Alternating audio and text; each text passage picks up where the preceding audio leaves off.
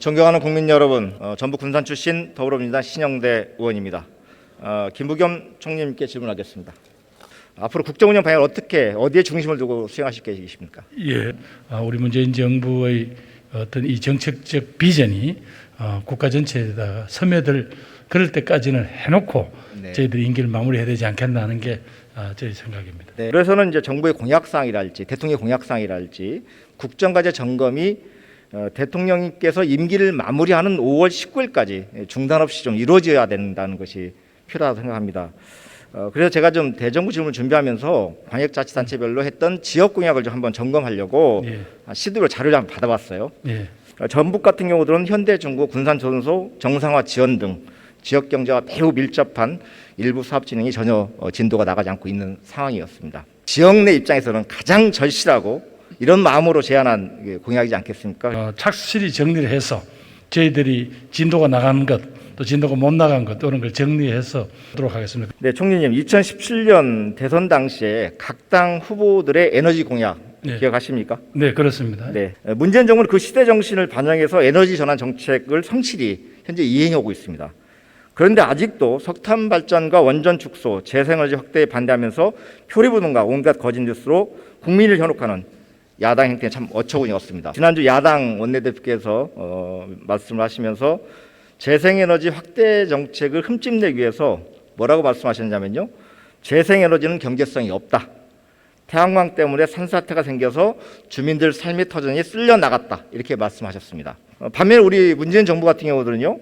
이명박 박근혜 정부에서 허용하던 태양광 설치 경사도 기준을 25도에서 15도로 강화했습니다. 물론 그 뒤로 산지 태양광 허가도 대폭 감소했습니다.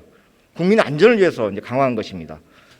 소위 말해 그 산사태의 원인이 무슨 태양광 때문에 산을 깎아서 그렇다 이런 것보다는 오히려 집중호우에 따른 산사태 피해가 더 큽니다. 그래서 의원님 그것도 아까 의원님 지적하신 대로 상당히 과장된 뉴스라고 말씀드리고 싶습니다. 재생에너지 사업들이요. 사실은 좀 여러 요인이 있긴 하지만 주민 수용성 문제로 무산되거나 지연되는 경우가 현재 있습니다. 현행 REC 제도라는 게 주민 참여가 4%를 넘어도 추가 가중치가 없습니다. 그러니까 민간 발전 사업자 입장에서는 4% 이상은 시도조차 하지 않습니다. 그러니까 제 지역구 있는 군산 지역에서는 새만금 지역에 이제 태양광 사업을 하고 있는데요. 시민 참여 비율을 80%를 주려고 합니다. 근데 이렇게 80%까지 주민 참여 높여도 80%나 4%나 REC 가중치에는 전혀 차이가 없습니다.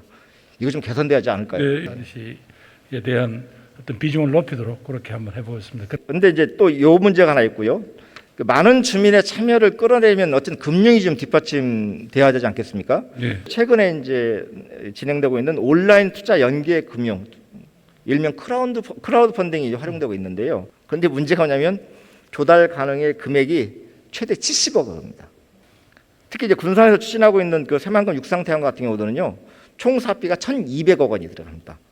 80% 주민들부터 모으려면 900억 원 이상이 필요한데 클라우드 펀딩으로는 70억밖에 모을 수가 없습니다.